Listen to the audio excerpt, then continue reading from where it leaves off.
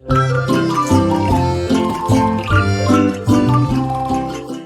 everyone, welcome back to day 21 of 30 Days to Fluent English. I'm Peter, and today's episode is super practical. How to ask for and give directions in English. Yes. Have you ever been in a new city and felt lost? Or maybe someone asked you for directions and you weren't sure how to explain it in English? Well, after today's lesson, you'll be able to handle these situations confidently. That's right. By the end of this episode, you'll learn how to ask for directions politely, how to understand common phrases, how to give clear and natural directions, and some cultural tips for navigating English-speaking cities. So if you've ever felt nervous about getting lost or helping someone find their way, this episode is for you. Let's get started. All right, let's start with how to ask for directions politely. When you're in a new place, you might want to ask, where is the nearest subway station? But just saying, where is, can sound a little too direct. That's right. A more polite way to ask for directions is to start with, "Excuse me, could you tell me how to get to..." "Hi, I'm looking for..." "Could you help me?" "Excuse me, do you know where the nearest is?" Let's try a few examples. If you're trying to find a hotel, you could say, "Excuse me, could you tell me how to get to the Hilton Hotel?" Or if you need to find a bus stop, you might ask, "Hi, I'm looking for the nearest bus stop. Could you help me?" Starting with "excuse me" makes your question polite and friendly, and people will be happy to help. All right, now let's go beyond textbook phrases and learn some real everyday expressions. These are the phrases native speakers actually use when asking for directions. More casual ways to ask for directions. Hey, do you know how to get to... Casual and friendly. Is it far from here? To check if walking is a good option. Could you point me in the right direction? If you just need general guidance. I think I'm lost. Can you help me out? Sounds more natural than where is. And if you're unsure whether you're heading in the right direction, you can ask, "Am I heading in the right direction to confirm you're going the right way? Is this the right way to..." A polite way to double check. Let's try an example. Imagine you're looking for the train station. Instead of a long, formal sentence, you could just say, "Hey, how do I get to the train station from here? Is the station far from here?" Sounds much more natural, right? Using these phrases makes you sound like a confident and fluent English speaker. Now, once you ask for directions, you need to understand the response. Here are some common phrases people might use. First, they might tell you how far it is. "It's about 5 minutes away." "It's a 10-minute walk from here." "It's right around the corner." Next, they might give you specific turning directions. Go straight for 2 blocks. Turn left at the traffic light. Take the second street on your right. And if you need to take public transportation, they might say, "Take bus number 42 and get off at the 3rd stop." You'll need to take the subway and get off at Times Square station. If you don't understand, you can always ask, "Could you repeat that, please?" "Sorry, could you say that again more slowly?" Now, what if someone asks you for directions? Here's how to give clear, simple instructions. First, start with a polite response like, "Sure, it's really close." Of course, just go straight and then turn left. Then use short, simple steps to explain. Walk 2 blocks, then turn right. Take the escalator up to the 2nd floor. Cross the street and you'll see it on your left. And finally, check if they understand. Does that make sense? Do you need me to repeat that?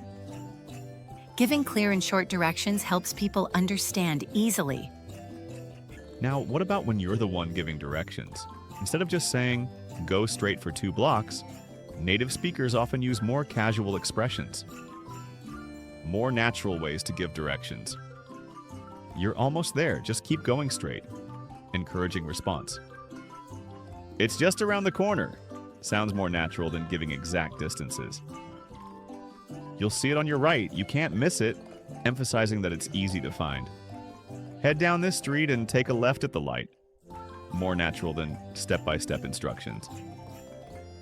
And what if you don't know the directions? Instead of just saying, I don't know, try these more natural responses.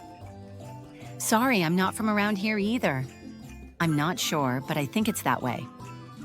You might want to check Google Maps for that. See how these small changes make your English sound much more natural and confident? Now let's talk about some real-world travel tips for English-speaking cities. Yes.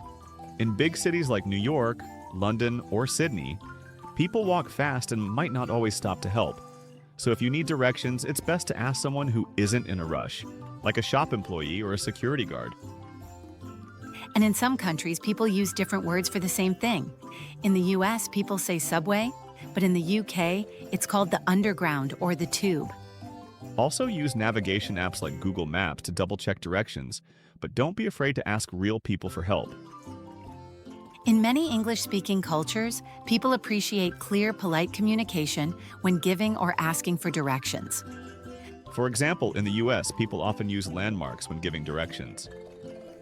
Turn left at the Starbucks. It's right next to the gas station. But in British English, people might say, go past the church and it's on the right. It's opposite the post office. And in some places like Canada or Australia, people might give very friendly, detailed directions, sometimes even offering to walk with you. So when traveling, listen carefully and pay attention to local styles of giving directions. All right, here's your challenge for today. Step 1, practice asking for directions using a polite phrase like, excuse me, could you tell me how to get to? Step 2, find a real map or app and practice giving directions to a friend. Step 3, try using one new phrase in a conversation this week. And in the comments, tell us, have you ever gotten lost in an English-speaking city? How did you find your way? Tomorrow we'll talk about business English basics, how to communicate professionally at work. Don't miss it. See you tomorrow, and until then, keep talking, keep practicing, and enjoy learning English. Bye for now. Hey everyone, welcome back to day 22 of 30 Days to Fluent English. I'm Peter, and today's topic is super important, business English. That's right. If you work in an English-speaking environment or want to use English professionally, today's episode is for you.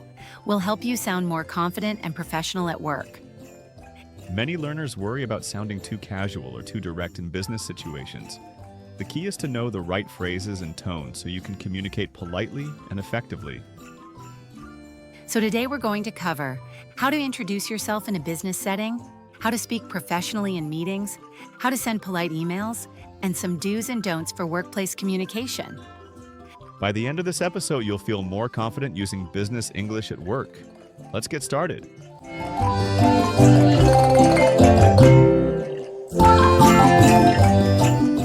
First, let's talk about introductions. In a business setting, you want to keep it professional but friendly.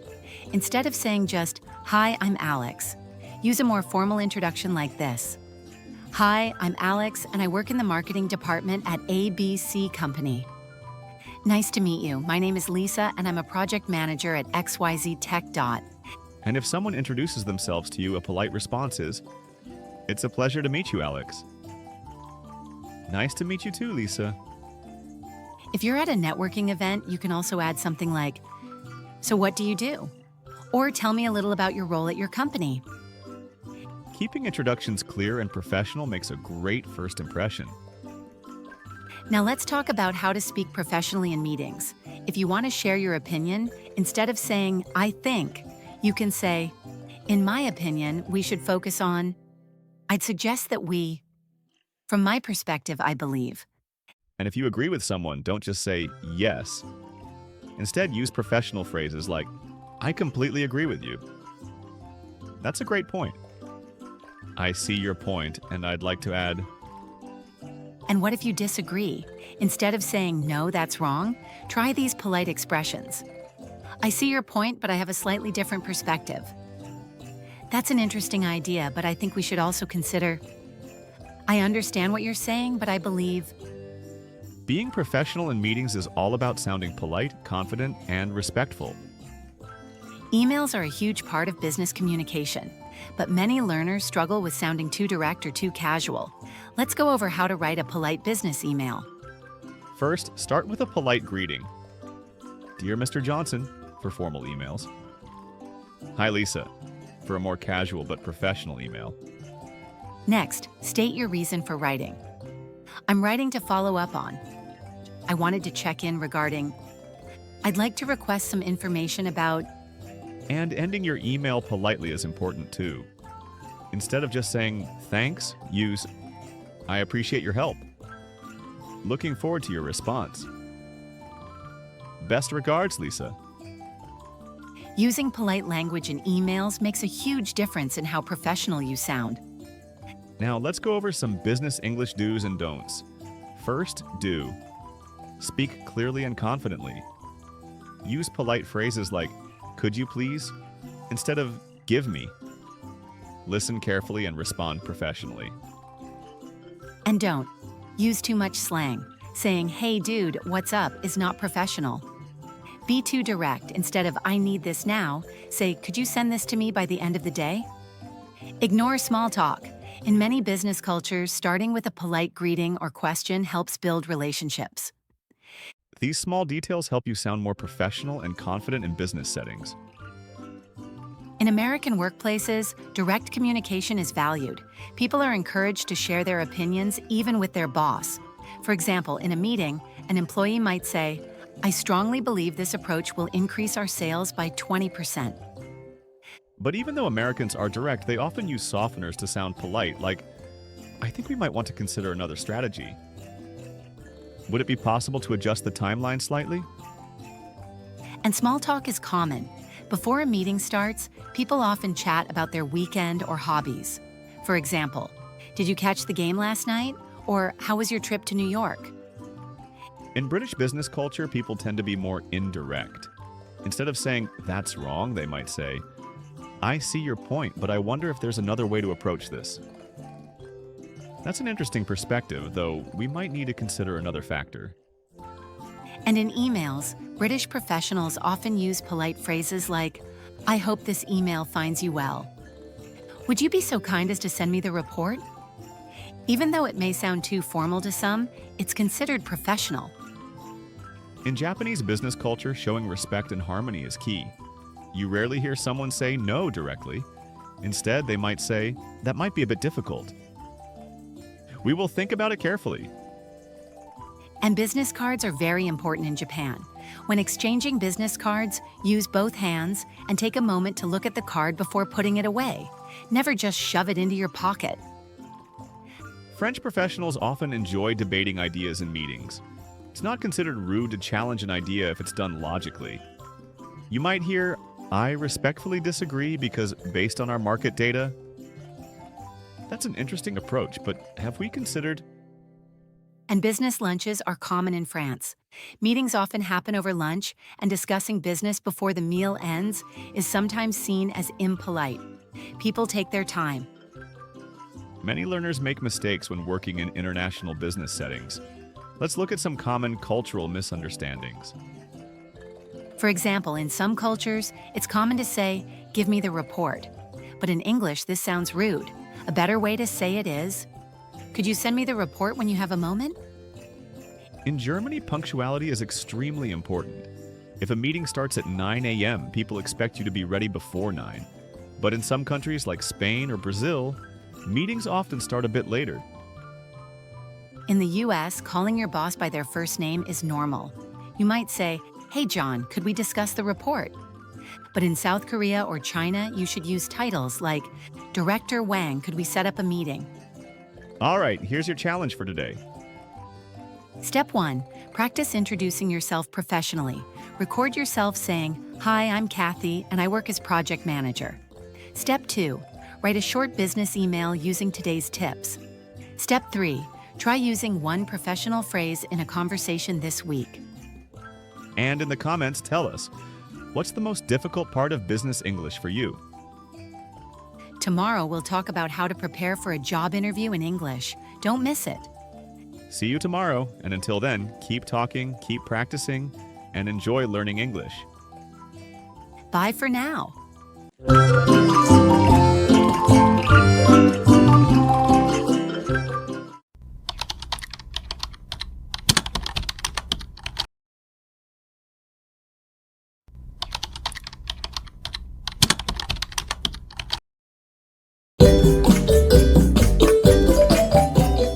Hey everyone, welcome back to day 23 of 30 Days to Fluent English. I'm Peter, and I'm so excited about today's episode because it's one of the most important skills you'll need if you want to work in an English-speaking environment. How to prepare for a job interview in English. That's right. Job interviews can be nerve-wracking even in your native language. But when you have to do it in English, it can feel even more stressful. You're not just thinking about what to say. You also need to make sure you sound professional, confident, and natural. But don't worry. Today's lesson will give you everything you need to feel more prepared. We're going to break it down step by step and teach you how to introduce yourself professionally, answer common interview questions confidently, talk about your skills and experience in a compelling way, and use simple techniques to sound more natural and self-assured. By the end of this episode, you'll have a solid structure for your answers and feel much more confident walking into an English job interview. And here's the good news. You don't have to be perfect to succeed in an interview.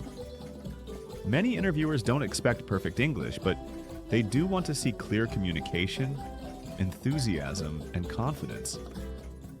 Exactly. Even native English speakers prepare for interviews and practice their answers.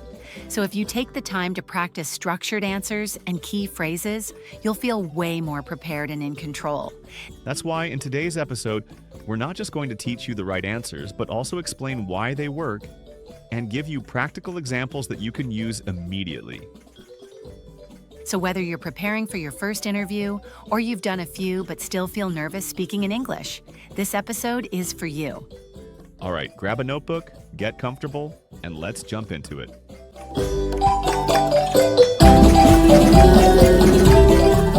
Let's start with one of the most common interview questions. Tell me about yourself. This question might seem simple, but it's actually one of the most important ones. Yes. Many candidates struggle with this because they either give too much unnecessary information or don't know how to organize their response well. The key here is to keep it concise, relevant, and professional. A great way to structure your answer is by following these 3 steps. Start with your current role or background. Who are you professionally? Highlight your relevant skills or experience. What makes you qualified? End with why you're excited about this job. Show enthusiasm. Let's hear an example of a strong introduction. My name is Sarah, and I have 5 years of experience in marketing. I specialize in social media strategy and brand management. In my previous role at ABC Company, I led a campaign that increased engagement by 30%. I'm excited about this position because I love working on creative campaigns, and I believe my skills can bring value to your team. Notice how Sarah keeps it short, focuses on key skills, and connects her experience to the company's needs. Here's another example for someone in a different field. Let's say IT. I'm James, a software engineer with 4 years of experience in full-stack development.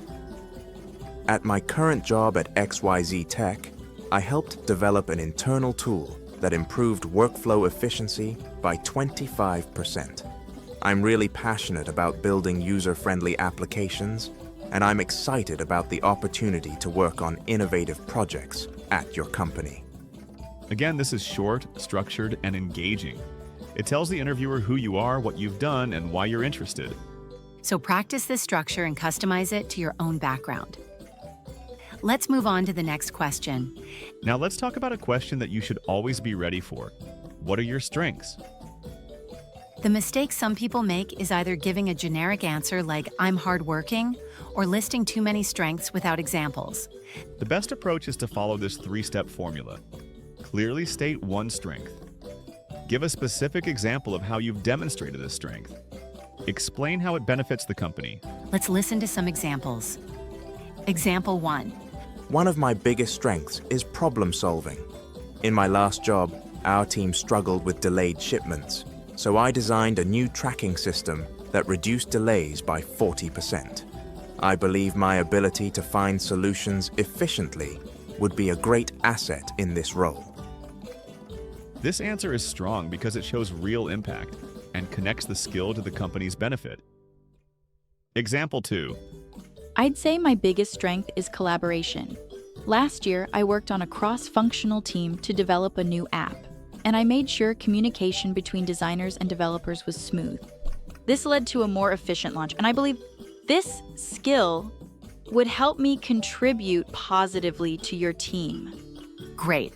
So when you talk about strengths, be specific, show impact, and make it relevant to the company. All right, let's talk about a question that makes a lot of candidates nervous. What's your biggest weakness? Many people are afraid of this question because they don't want to say anything negative about themselves. But the key is to be honest and show improvement. A great way to answer this is, mention a real weakness, but not a deal-breaker weakness. Explain how you're actively improving it. Show that it doesn't negatively impact your overall performance. Let's hear an example. One weakness I had in the past was public speaking. I used to feel nervous speaking in front of large groups. But recently, I've been taking a public speaking course and volunteering to present in team meetings. I've improved a lot, and I feel much more confident now. This is a perfect response. You admit a weakness, but you also show growth and effort. Example 2. I sometimes spend too much time making sure every detail is perfect. While this helps me produce high-quality work, I've learned to balance perfection with efficiency by setting clear priorities and deadlines. This works well because it turns a weakness into something positive. Many interviewers will also ask, "Can you tell me about your experience?" Or, "Why should we hire you?"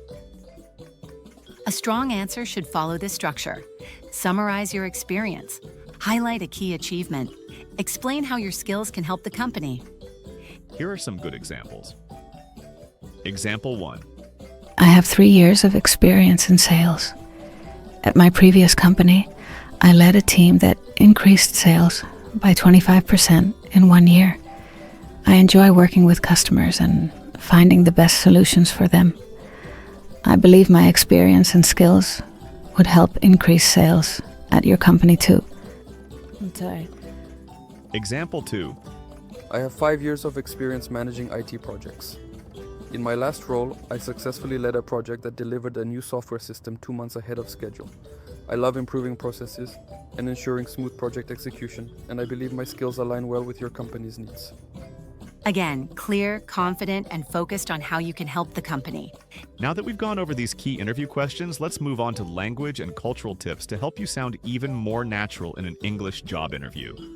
So now that we've covered how to answer common interview questions, let's talk about something just as important: the cultural expectations and communication style in English-speaking job interviews.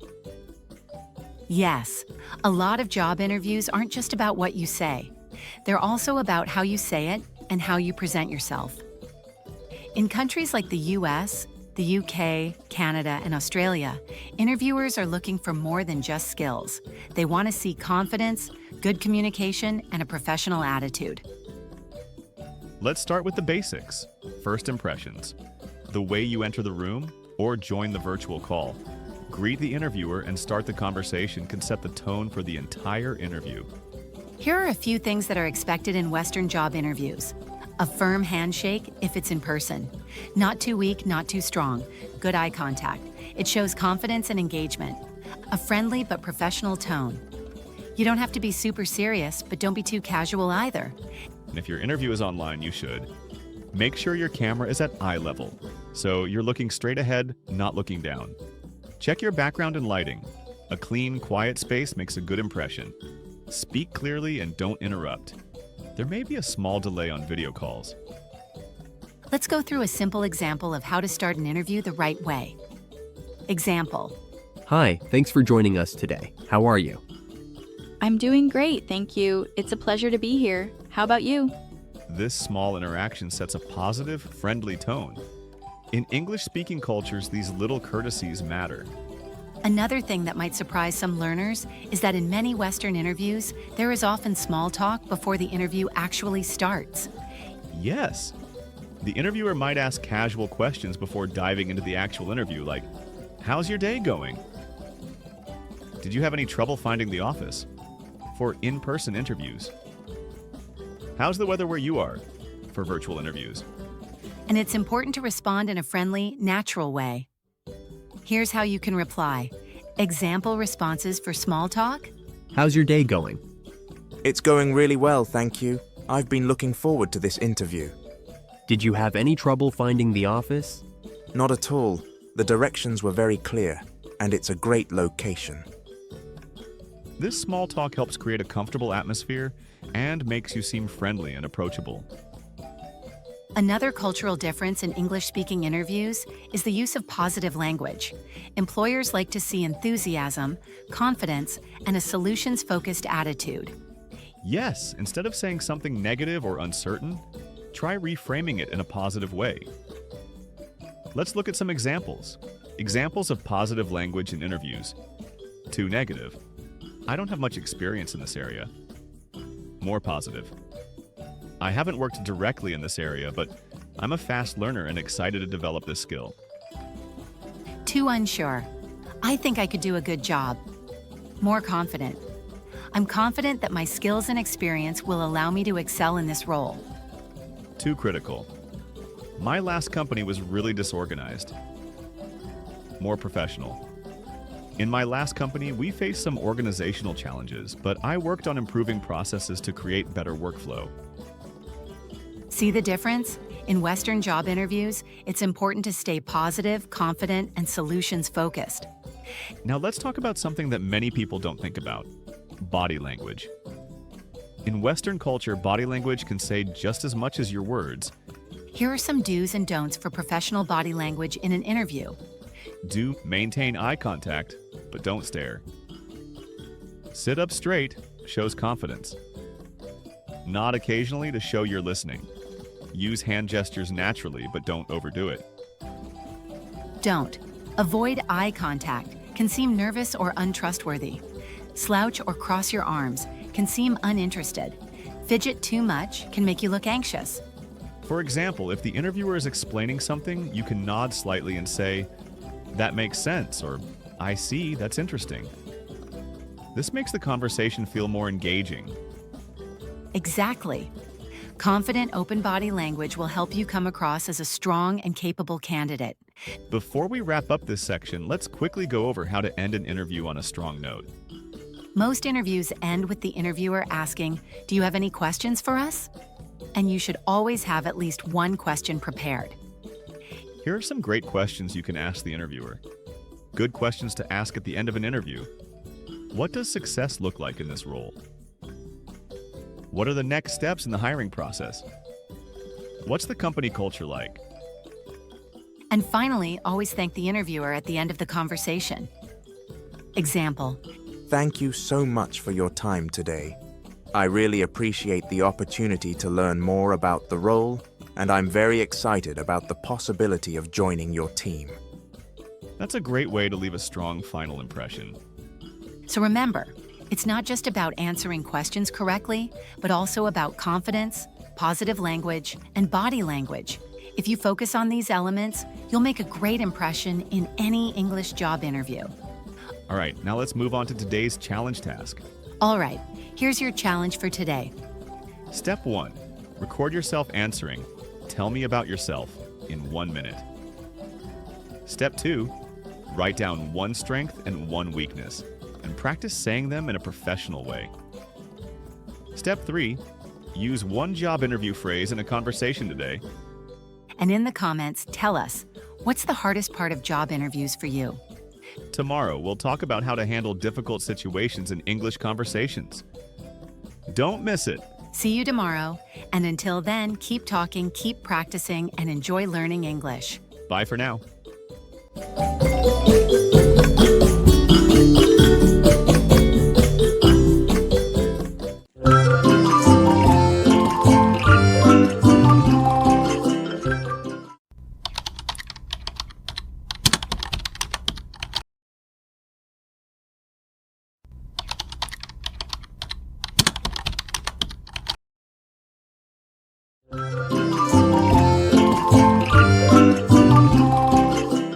Hey everyone. Welcome back to 30 Days to Fluent English. This is day 24, and today's topic is super important. Handling difficult conversations in English. That's right. No matter how fluent you are, at some point, you'll face misunderstandings, disagreements, or even complaints. And let's be honest, these moments can be stressful. Oh, absolutely. Even in our native language, these situations can be tricky. But in English, it can feel even harder. Exactly. You might struggle to find the right words or worry about sounding too rude or too direct. Has that ever happened to you? If so, don't worry. You're not alone. Many English learners feel this way. In fact, even native speakers sometimes struggle with handling difficult conversations smoothly. But here's the good news. You can learn strategies to handle them confidently and politely. That's why today we'll show you how to.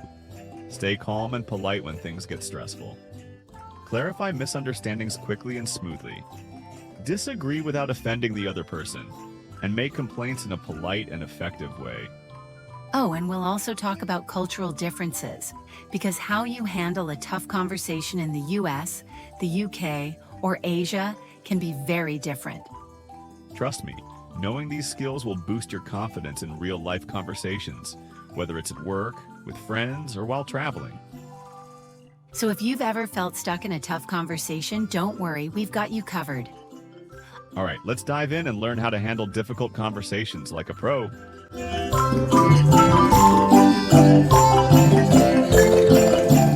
All right, let's start with the first step to handling difficult conversations, staying calm and polite. This is so important because when things get stressful, it's easy to react emotionally. Exactly. And in English-speaking cultures, people tend to respect those who stay calm and professional, even in tough situations. But let's be honest, when we feel frustrated, it's hard to stay polite. Have you ever had a moment where you wanted to say something like, "That's wrong," or "This makes no sense"? Oh, I definitely have. But instead of reacting impulsively, you can use some polite phrases to keep the conversation smooth. For example, instead of "That's wrong," try, "I see your point, but I think there's another way to look at it." "I understand, but I have a different opinion." Instead of "That's not fair," try, "I see what you're saying, but I'd like to explain my side of things. I completely understand, but here's my perspective." See how these phrases soften the tone? They help you express your opinion without sounding aggressive. Right. And another key tip, if you feel frustrated or nervous, take a deep breath before responding. Yes. And you can also use buffer phrases to give yourself time to think. For example, that's an interesting point. I see what you mean. Let me think about that for a second. These small pauses can help prevent emotional reactions and make you sound more thoughtful and professional. That's a great point. And here's another pro tip. Instead of focusing on the problem, focus on finding a solution. Try using phrases like, "Let's try to find a solution that works for both of us." "I understand there's an issue. How can we fix this together?" Yes, people respond better when they feel like you're working with them, not against them. So, to recap, when handling stressful situations, remember these 3 key points. Stay calm and take a deep breath before reacting. Use polite and neutral phrases to express your opinion. Focus on solutions, not just the problem. All right, now let's move on to something that happens all the time, misunderstandings. Oh yes, it's super common, especially when learning a new language. You say something, but the other person takes it the wrong way. And honestly, this can happen even between native speakers. But the good news is, there are easy ways to fix a misunderstanding quickly and smoothly. Yes. And the worst thing to do is to get defensive or frustrated. Instead, just stay calm and use one of these phrases to clear things up. Let's say you made a comment and someone misinterpreted what you meant. Instead of saying, "That's not what I meant," which might sound defensive, try these. "Oh, I think there's been a misunderstanding. Sorry, I wasn't clear. What I meant to say was, let me explain that in a different way." Exactly. These phrases help you fix the misunderstanding without making the other person feel bad. And here's an example. Imagine you say, "That was an interesting idea," but the other person thinks you're being sarcastic. Oh! Instead of panicking, you could say, "Oh, I wasn't being sarcastic. I really thought it was interesting. Sorry if that came across the wrong way. I meant that in a positive way." See? A simple clarification can fix the problem immediately. But what if you are the one who misunderstood someone else? Instead of guessing what they meant, you can use these phrases. "Just to make sure I understand correctly, are you saying that? Could you clarify what you mean by that?" So, if I understand you correctly, you mean, Right, let's say your boss says, "We need to adjust the deadline." Do they mean the deadline is sooner or later? good question.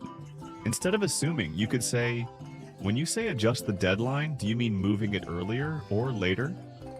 That way, you get a clear answer and avoid confusion. Okay, here's a tricky one. What if someone thinks you were being rude, but you actually didn't mean to be? Oof, that's tough, but don't worry. There are ways to smooth things over. You can say, "Oh, I'm so sorry if that sounded rude. I didn't mean it that way. I didn't mean to offend you. What I was trying to say was, oh, that's not what I meant at all. Let me rephrase that." Perfect. For example, if you say, "You look tired today," someone might take it the wrong way. Right. Instead of making excuses, you can quickly correct it by saying, "Oh, I didn't mean that in a bad way. I just meant that you seem a little quieter than usual." That way you can clear up the misunderstanding without making it awkward. All right, let's summarize. If you face a misunderstanding, remember these 3 golden rules. If someone misunderstood you, clarify with polite phrases like, "Oh, I think there's been a misunderstanding." If you misunderstood someone else, check by asking, "Just to make sure I understand correctly, do you mean?" If someone thinks you were rude, fix it quickly with, "Oh, I didn't mean it that way." That's right. And now that we know how to fix misunderstandings, let's move on to another tricky situation. How to disagree politely. All right, now let's talk about something that can feel really uncomfortable. Disagreeing with someone. Oh, absolutely. Disagreeing is tough because you don't want to offend the other person, but you also want to express your opinion. Exactly. And in English, if you sound too direct, people might think you're being rude. But if you're too indirect, they might not even realize you disagree. So the key is to find a balance. You want to be clear, but also polite. And lucky for you, we have some great phrases to help you do that. Let's start with the most polite way to disagree, using softening phrases. Instead of saying, "You're wrong," which sounds harsh, you can try, "I see what you're saying, but I think there's another perspective. That's an interesting point, but I see it a little differently. I understand your view, but I have a slightly different opinion." See? These phrases help you disagree respectfully without making the other person feel bad. And here's an example. Imagine you're in a meeting and someone says, "I think we should cancel the project." Instead of saying, "That's a bad idea," you could say, "I see where you're coming from, but I think we should explore other options before making a decision." Much better. It keeps the conversation positive and professional. Now, what if you're talking to a friend? In casual conversations, you can make disagreements feel softer and friendlier by adding phrases like, "I get what you mean, but I have to say I disagree a little. I see your point, but I think there's another way to look at it. That's a good argument, but here's another perspective." Exactly. For example, let's say your friend says, "Pineapple on pizza is the best." Instead of saying, "No way, that's disgusting," you could say, "I get why people like it, but personally, I'm not a fan." See how that keeps things light and friendly? Yeah. And adding personally, or in my opinion, makes it clear that it's just your perspective, not a universal truth. Okay, what if you agree with part of what someone said, but not completely? Instead of fully disagreeing, you can use partial agreement phrases like, "I agree with some of that, but I have a slightly different take. That's a good point, but I think there's more to consider." I see your perspective, but I'd add that. This is really useful in debates or work discussions. For example, if someone says, social media is bad for mental health, instead of fully disagreeing, you could say, I agree that social media can be harmful, but I also think it depends on how people use it. Yes, that way you acknowledge their point while still sharing your own opinion. Now, what if you're in a business meeting or a professional setting? You need to sound extra polite and diplomatic. Here are some great phrases. With all due respect, I see things differently. I appreciate your input, but I'd like to offer another perspective. That's an interesting point, but my experience has been a little different. For example, if your boss says we should cut the marketing budget by 50% and you disagree, you could say, I understand why that might seem necessary, but I'm concerned about how it will impact our brand visibility. See? You're expressing your disagreement, but in a very professional and respectful way. All right, let's recap. When disagreeing in English, remember these 4 strategies. Use softening phrases.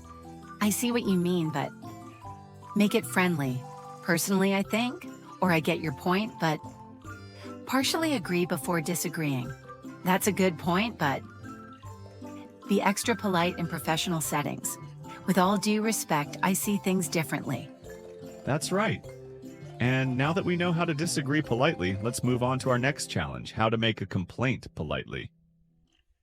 All right, now let's talk about something really practical. How to make a polite complaint in English. Oh yes, whether you're at a restaurant, a hotel, or even at work, sometimes you need to complain about something. But if you say it too directly, you might sound rude. Exactly. And in English-speaking cultures, how you complain is just as important as what you're complaining about. So today, we'll teach you how to complain in a way that's polite, effective, and doesn't cause unnecessary conflict. Let's say you're at a restaurant and your food arrives cold. You're hungry and you're not happy. Oh no. But instead of saying, this food is cold, this is terrible, which sounds aggressive, you can try something politer like, excuse me, but I think there's a small problem with my meal. I'm really sorry to bother you, but my food is a little cold. Would it be possible to heat it up? I don't mean to be difficult, but I was expecting my dish to be hot. Could you help me with this? Much better. These phrases sound polite and professional, which makes it more likely that the staff will help you. And let's say they fix the problem. What should you say? Good question. You can say, thank you so much, I really appreciate it. I appreciate your help. Thanks a lot. Always end on a positive note. People will be more willing to help you next time. Now, what if you check into a hotel and your room isn't clean? Oh, that's frustrating. But instead of saying, this room is dirty, this is unacceptable. Zrania, excuse me, but I just checked into my room and I noticed it's not completely clean. Would it be possible to have housekeeping take a look? I don't mean to cause any trouble, but my room doesn't seem to have been cleaned properly. Could someone check on that for me?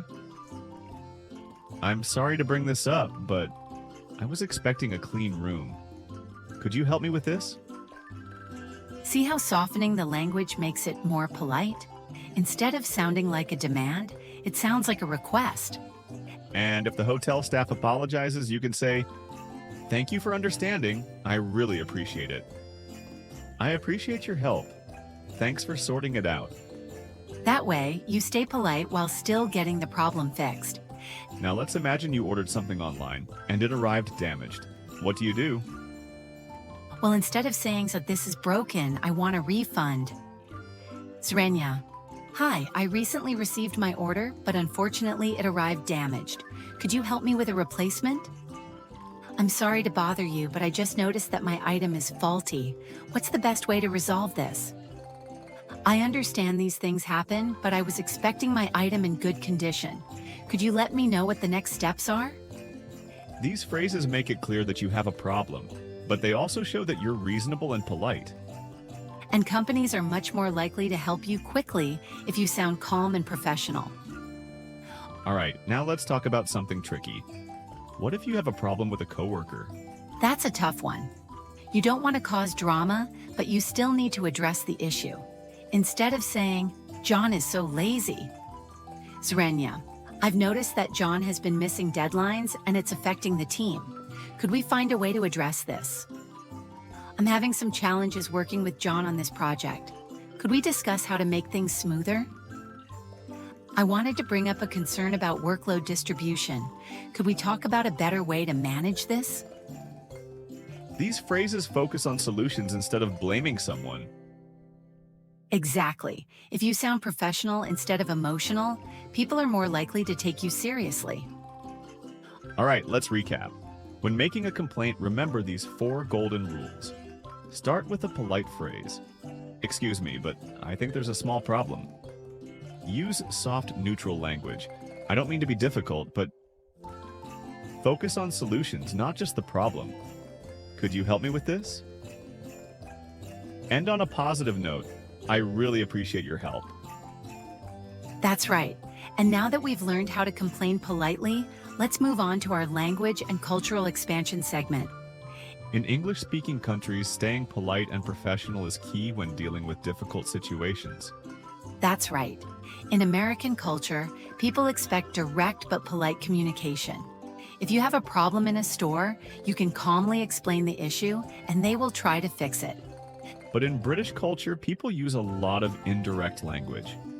Instead of saying, I don't like this, they might say, I'm not sure this is exactly what I expected. And in some Asian cultures, people avoid open conflict. Instead of complaining directly, they might just say, is there another option available? So when speaking English, try to adjust your tone and language depending on the cultural context. All right, here's your challenge for today. Step 1, practice disagreeing politely. Pick a topic and try saying, I see your point, but I think differently. Step 2, imagine a misunderstanding and practice clarifying what you meant.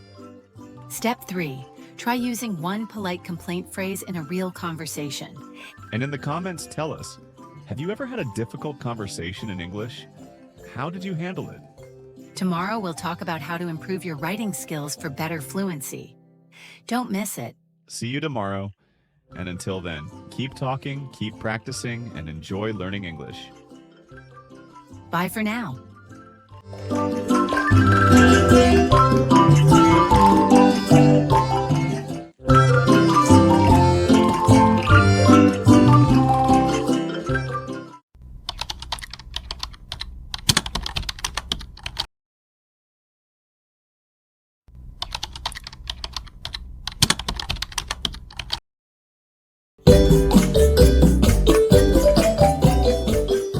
Hey everyone, welcome back to day 25 of 30 Days to Fluent English. I'm Peter, and today we're diving into something that might surprise you: how improving your writing can actually help you become a more fluent speaker. That's right. A lot of people think speaking and writing are two completely different skills.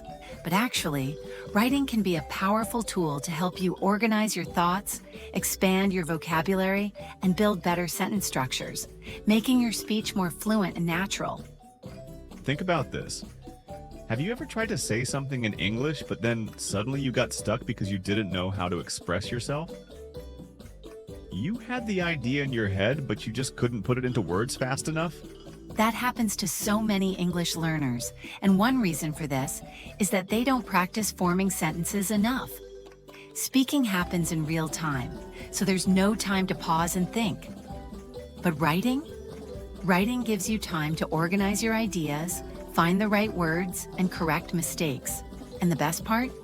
The more you practice writing, the easier speaking becomes. Exactly. Today, we're going to help you unlock the power of writing. By the end of this episode, you'll learn simple techniques to improve your writing, even if you're not confident. How to write naturally without translating from your native language. How to use writing to improve your speaking fluency. And fun. Daily exercises to boost your confidence in both writing and speaking. Plus, we'll share some common mistakes learners make when writing in English and how you can fix them easily.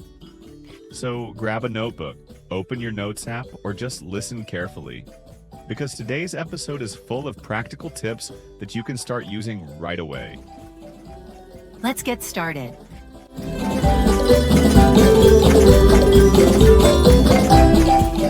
Before we dive into writing techniques, let's talk about why writing can actually make you a better speaker. A lot of people think speaking and writing are totally separate skills, but that's not true. In fact, writing is like the secret training ground for fluency. Think of it this way. Imagine you're an athlete preparing for a big game. Speaking is like playing on the field, but writing is like training in the gym. When you write, you're strengthening your language muscles, learning new words, practicing sentence structure, and organizing your thoughts. And just like training, the more you do it, the better and faster you perform when speaking. Exactly. So how does writing help you speak better? Let's break it down into 3 main reasons. Have you ever started a sentence in English, but halfway through you got stuck because you didn't know how to continue? Maybe you had too many ideas in your head, or you weren't sure which words to use? That's because your brain wasn't fully prepared. Writing helps you practice putting your ideas into logical sentences. It's like creating a roadmap for your thoughts. The more you write, the easier it becomes to express yourself when speaking. Let's try a little exercise. Think about how you would answer this question in English. What's your favorite food and why?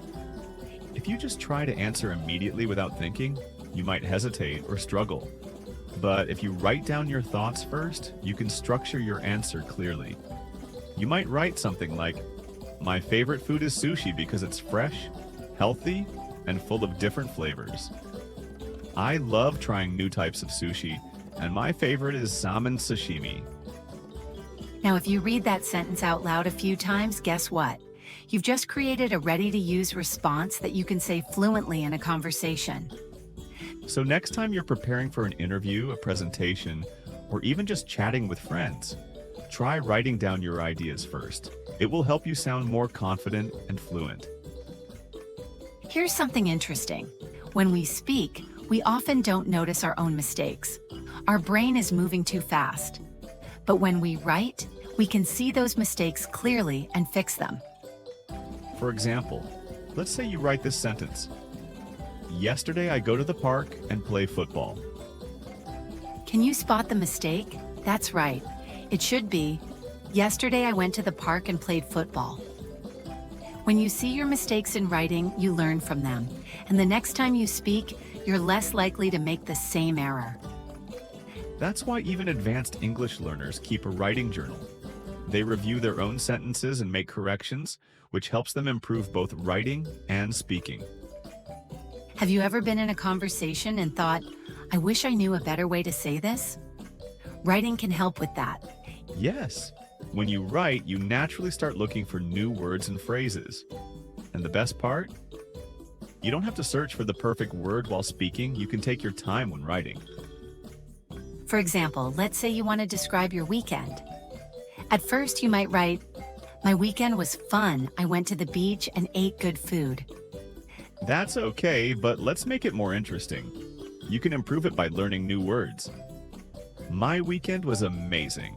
I spent the day at a beautiful beach, enjoyed the warm sunshine, and had the most delicious seafood." See the difference? Writing helps you expand your vocabulary so that when you speak, you have more words to use. All right, let's quickly review. Writing makes you a better speaker because it helps you organize your ideas so you can speak more clearly. It helps you spot and fix your mistakes so you don't repeat them. It helps you learn new words, making your speech more natural and interesting. So if you want to speak better English, start writing more. And don't worry, in the next part of this episode, we'll show you some easy and fun ways to practice writing without feeling stressed. Let's move on to the next section. One of the biggest challenges English learners face when writing is translating from their native language. Have you ever written something in English, but it didn't sound quite right? That's because different languages have different ways of structuring sentences.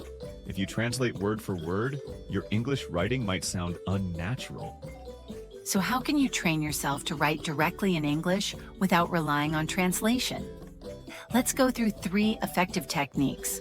Many learners try to write long, complex sentences immediately, but that often leads to mistakes. A great strategy is to start with simple sentences and improve step by step. Let's take an example. Suppose you want to write this sentence. Yesterday, I went to a restaurant and had a wonderful dinner with my family. The food was delicious and we had a great time together. That's a great sentence, but if you're struggling, don't worry. Start with a basic version first. Yesterday, I eat food. It was good. Yes, it's very simple, but that's okay. Now let's improve it step by step. Yesterday, I ate at a restaurant. The food was very tasty. Yesterday, I went to a great restaurant and had a delicious dinner with my family. See? Step by step, the sentence becomes more natural and fluent. The key is to start with what you know, then gradually build on it. So next time you write, don't try to be perfect immediately. Just get your ideas on paper first, then refine them later. Another great way to write naturally is to use common sentence patterns instead of translating your thoughts directly. Learning these structures will make your writing smoother and more fluent. Here are some useful patterns you can use in daily writing. Talking about likes and dislikes. I really enjoy watching movies on the weekend. I'm a big fan of Italian food. Talking about experiences. One time I traveled to Japan and it was amazing. I remember when I first learned English, it was really exciting. Giving advice. If you want to improve your writing, you should practice every day. It's a good idea to keep a daily journal in English. By using these common patterns, you don't have to think too much about grammar. You can simply plug in your ideas and sound more fluent. Try this. Write a short sentence using one of these patterns and see how natural it feels. Now here's a challenge. What if you trained your brain to think in English instead of translating? It might sound difficult, but you can start with small daily habits. Here are 3 easy ways to practice. Look around you. Instead of thinking in your native language, describe what you see in English. For example, if you see a red cup on the table, say to yourself, I see a red cup on the table. This simple habit helps train your brain to form sentences naturally in English. Every morning, try planning your day in English. Think, today I will go to work, have lunch with a friend, and study English for 30 minutes. This helps you practice common sentence structures. Keep a simple diary in English. Even if you only write a few sentences each day, it will help you get used to thinking in English instead of translating. The more you practice, the more natural it will feel. All right, let's quickly review. If you want to write naturally in English, remember these 3 tips. Start with simple sentences, then improve step by step. Use common sentence patterns instead of translating. Practice thinking in English with small daily habits. If you follow these tips, your writing and your speaking will sound more natural in no time. Now that you know how to write naturally, let's move on to a powerful exercise that will improve both your writing and your fluency. Fast writing. Now let's talk about a powerful technique that can improve both your writing and speaking fluency. Fast writing. Fast writing is a simple but effective exercise. It trains your brain to think in English quickly, helping you become more confident in both writing and speaking. Here's how it works. Set a timer for 5 minutes, choose a topic, and write as much as you can without stopping. Don't worry about grammar, spelling, or mistakes. Just write. The key is to keep writing even if you make errors. If you don't know a word, try to describe it in another way instead of translating. So, why is fast writing such a great technique for fluency? Let's look at 3 main reasons. It helps you think faster in English. Many learners hesitate when speaking because they try to find the perfect words. Fast writing forces you to think quickly, just like real conversations. It trains you to express ideas without overthinking. Sometimes people spend too much time thinking about grammar and structure, which slows them down. Fast writing helps you focus on expressing ideas naturally. It builds confidence in using English. When you practice fast writing regularly, you become more comfortable with forming sentences in English, making both writing and speaking feel easier. All right. Now that you know why fast writing is useful, let's go through the steps to practice it. Pick a simple topic. It could be about your daily life, your favorite hobby, or even what you did yesterday. Here are some ideas. My morning routine, a place I want to visit, a funny memory from my childhood. Use a phone or a stopwatch. Once the timer starts, begin writing immediately. The most important rule, do not stop writing. Even if you don't know what to say, just keep going. Write whatever comes to mind. Ignore grammar and spelling for now. This exercise is about fluency, not perfection. After 5 minutes, read what you wrote. You might find mistakes, but that's okay. The goal is to improve fluency, not to write perfectly. Let's try an example together. I'm going to set a 5-minute timer and write about my favorite food. Here's what I wrote without stopping. I love pizza. It is my favorite food because it has cheese and tomato and so many different toppings. I remember eating pizza with my friends last weekend. We ordered a big one with pepperoni, mushrooms, and extra cheese. It was so delicious. I think pizza is the best food because you can eat it hot or cold, and it is always tasty. See? It's not perfect, but that's okay. The important thing is that I kept writing. If I practiced this every day, my fluency would improve. If you want to see real improvement, try doing fast writing every day for just 5 minutes. To make it even easier, follow these 3 tips. Use a notebook or a notes app. Keep all your fast writing exercises in one place so you can look back at them later. Try different topics. Don't write about the same thing every day. Challenge yourself with new topics. Set a reminder. Make it a habit by writing at the same time every day, like in the morning or before bed. All right, let's quickly review what we learned about fast writing. It helps you think faster in English and improves fluency. It trains you to express ideas naturally without overthinking. It's a simple daily exercise that builds confidence in writing and speaking. Your challenge today, try fast writing for 5 minutes. Pick a topic, set a timer, and just write. And if you want, share your writing in the comments. We'd love to see what you come up with. Now let's move on to another amazing technique, imitation writing. Another powerful way to improve your English writing and speaking is by learning from native speakers. This technique is called imitation writing. Imitation writing doesn't mean copying word for word. Instead, it means studying how native speakers write and then practicing by rewriting their sentences in your own way. Think about it. When babies learn to speak, they don't create brand new sentences. They listen to adults, repeat what they hear, and gradually learn to form their own sentences. We can use the same idea for writing. So, why is imitation writing such a great way to improve fluency? Here are 3 reasons. It teaches you natural sentence structures. When you imitate native writing, you learn how sentences are naturally formed without thinking about grammar rules too much. It helps you expand your vocabulary. You'll come across new words and expressions, and by rewriting them, you'll remember them better. It improves both writing and speaking. When you practice writing like a native speaker, it becomes easier to form similar sentences when speaking. All right, now let's go through the steps of how you can do imitation writing. Choose a paragraph from a book, an article, a blog, or even a movie script. Here are some good sources: short news articles, book summaries, dialogues from TV shows or movies, social media posts by native speakers. Read the text slowly. Pay attention to sentence structure, word choices, and expressions. This step is important. Writing by hand helps your brain remember patterns better than typing. Now, don't just copy it. Try to rewrite the idea in your own way while keeping the original meaning. Let's do a quick example.